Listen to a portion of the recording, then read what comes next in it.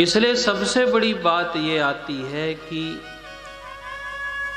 सब चीज जोड़ने के बाद हम वह धन इकट्ठा नहीं कर पाते जो तुलसी ने कहा कि धनवंता तेरी जानिए जाके राम धन होए। आप देखो, जो भी पाया, जो भी मिला, जो भी दिया, वह सारा सारा जो खेल रहा वह सब भजन का था। इसलिए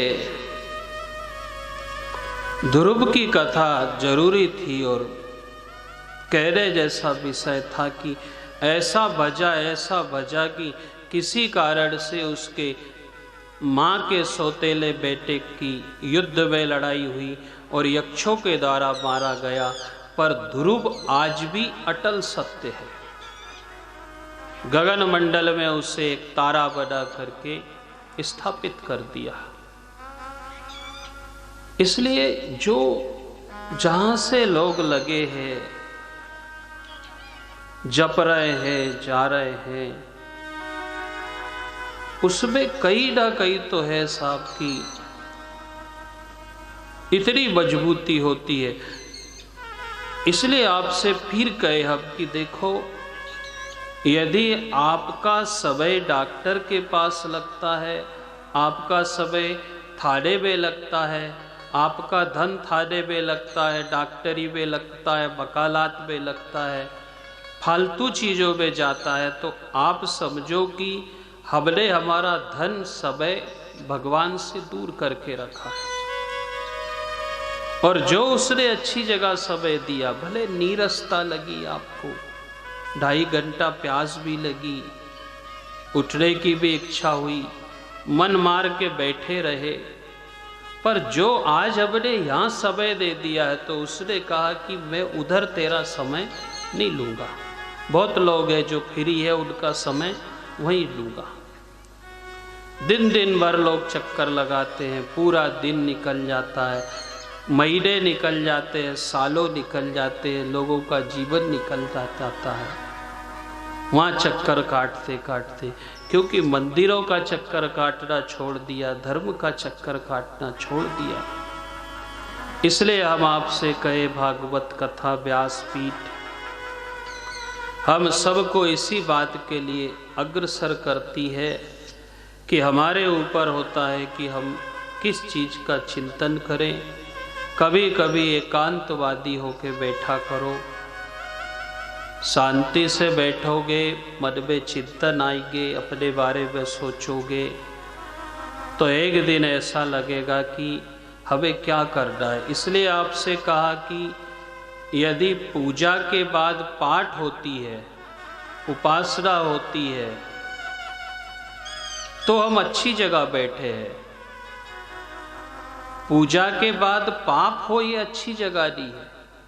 एक गुरु ने अपने शिष्य से कहा कि लोगों ने पूछा, आप कैसा मानते हो कि आपका शिष्य आपका है?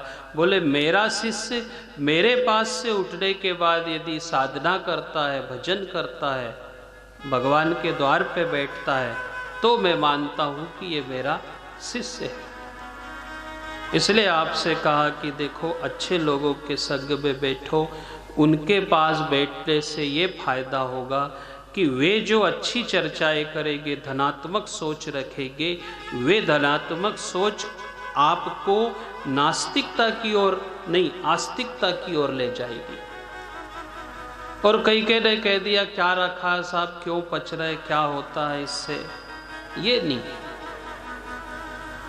आतंकवादी और एकांतवादी, हरिद्वार, बियर बार, उपनिषद, उपन्यास, सब चीज उसने दो दो बना के देखा। उपन्यास भी है, उपनिषद भी है। हम किस चीज को पसंद करते हैं, ये हमारे ऊपर होता है। अब लोग किस ढंग से ईश्वर की तरफ जाते हैं, कैसा करते हैं। इसलिए देखो, भगवान कृष्ण की जो भक्ति रही, कृष्ण भक्ति का अर्थ ही ये रहा था कि उन्होंने ब्रजवासियों को ये सिखाया, आप दूध दोहते समय भी श्री कृष्ण शरणम मम बोलो, आप बाल बच्चों को पालो, रोटी बनाओ, भोजन करो, चलते फिरते आते जाते, पानी भरते, यमुना नहाते, सब जगह श्री कृष्ण शरणम। कलिकाल के भीतर राम और कृष्ण की भक्ति सबसे सरल रूप लेकर के आई है। छोटा हृदय नहीं करना। देखो, ब्रह्म से भी बड़ा हृदय भगत का होता है। इस संसार से भी बड़ा हृदय है ब्रह्म का, और ब्रह्म से भी बड़ा हृदय किसका है? एक भगत का है, क्योंकि उस भगत के हृदय में स्वयं पूर्ण ब्रह्म बैठता है। सब घट मेरा साइया, हमारे हृदय में कौन विराजता है? पूर्ण ब्रह्म बैठता है। पूर्ण ब्रह्म बैठता है तो भगत का हृदय ब्रह्म से भी बड़ा होता है। उस सोच में हम भजे, उस हिसाब से हम भजे। दिखावे का काम कब करे? देखो, नाम नहीं जपाएगा तो आप समझ लो कि घर में धन भी नहीं आएगा, कलह भी नहीं जाएगी, और मन की खिन्नता भी नहीं जाएगी। कबीर जैसे संतों का मानना है कि कबीर, कलह और कल्पना, ये तीनों सत्संग से जाए। दुख या से भागो फिरे और सुख या में समाए। दुख भागेगा साहब, दूर जाएगा। अब देखो, आप कभी कभी पानी की मोटर देखते हो, मोटर भीतर से जल जाए और बाहर से अच्छी दिखाई दे तो भी वह कोई काम की नहीं है।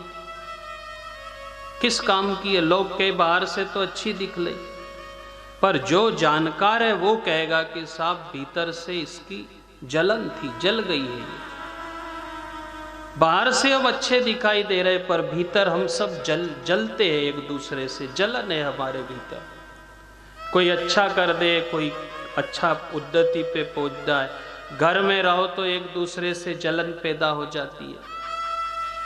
रोटी खाओ तो, बोलो तो, कितनी तेज जलन है लोगों के भीतर। और ये जो आंच लग रही है, अब ऊपर से तो हम अच्छे दिख रहे हैं, अच्छे सफेद कपड़ा पहने हैं, प्रेम से रह रहे हैं, आनंद से रह रहे हैं, परंतु जो भीतर के भाव है। इसलिए देखो, कभी डॉक्टर ये नहीं कहता आपसे, किसी को बीमारी हो तो वो ये कहता है आप उसकी फोटो लेकर के आओ, ऐसा नहीं कहेगा। वो कहेगा उसका एक्सरा लेकर के आओ। ऐसे कई भगत हुए हैं, केवट, अहिल्या, सबरी, इनकी कलर्ड फोटो अच्छी नहीं आती थी। कागभूषुंड जी, गरुड़ जी, गिद्धराज जटायु, पर इनके भीतर का जो एक्सरा आया ना साहब, उसने जो स्पष्टीकरण दिया वो सबसे ऊंचा रहा। उन्होंने कहा कि ये काला है, ये गिद्ध है, ये आमिष भोजी है, ये पत्थर बन के बैठी है, ये वृद्ध हो गई, इसकी चमड़िया, शरीर झुरझुर हो गया। तो उसने कहा कि मैं ये सब नहीं देखता। डॉक्टर को कहा इसको बीमारी है, तकलीफ है, ब्लड प्रेशर बढ़ा है, शुगर बढ़ी है, एक फोटो देखो इसकी कैसी है। उन्होंने कहा फोटो की जरूरत नहीं है, डॉक्टर के पास जाओ, एक्सरा खिंचवाओ, भीतर से देखूंगा। और जो भीतर से देखा, इसलिए देखो कि तन उजरा बन सांवला, उस स्थिति पे हम नहीं जिए। हम मोटर की भांति कोई काम के नहीं रहेंगे कि जो जलन पैदा हो गई है, बेवनस्ता पैदा हो गई है एक दूसरे के। अच्छे अच्छे बुद्धिमान लोगों के घर आप देखो कि लोगों की बुद्धियां ने काम करना ही बंद कर दिया, सोच ही खराब हो गई।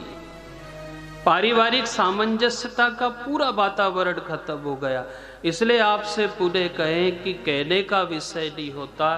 कोई समय आया और मुगल काल के लोग इकट्ठे हुए तो हम बताएं कि मुगलों ने तो खाली हमारे देश के मंदिरों की मूर्ति तोड़ी थी, पर मोबाइल ने आज के देश के लोगों की मूर्ति की बजाय भावनाओं को तोड़ मरोड़ के फेंक दिया। सारे रिश्तेदारों में दरार पाड़ दी, कोई से किसी को कुछ लेना नहीं, कोई समय नहीं किसी के पास। टीवी ने, मोबाइल ने, घूमने फिरने ने ए साराब ने सब कुछ बदल दिया। इसलिए देखो साहब, ये पुराण की कथा का ही अर्थ है पुराणन, वेद पुराणन, नई चीज नहीं है ये पुरानी चीज है, ये पुराण है, ये वह सब पुराना हमें दे रही है जो होता था। हमारे सबके सिद्धांत सूत्र बदल गए, और ऐसे बदले हैं कि कल आपसे कहा कि शुगर वाले से उसने कहा कि तू मीठा मत खाना, पर मीठा बोलना बंद मत करना। लोग इतने डर गए कि मीठे खाने का साथ साथ मीठा बोलना भी छोड़ दिया। जब देखो जब मुंह फूला, घूमना फिरना, आनंद लेना, ऐसा आराम की जिंदगी जीना, इसलिए देखो किसका नुकसान हुआ। इसलिए आपसे कहें कि पार्टी मनाने की बजाय उत्सव मनाना सीखो। पार्टी में बस नेता आएगा और उत्सव में गोविंद आएगा। कभी आपने सुना ऐसा किसी कथा में कि चौथे दिन कृष्ण की जन्म की पार्टी मनाई जाएगी? चौथे दिन कृष्ण जन्म महोत्सव मनाया जाएगा।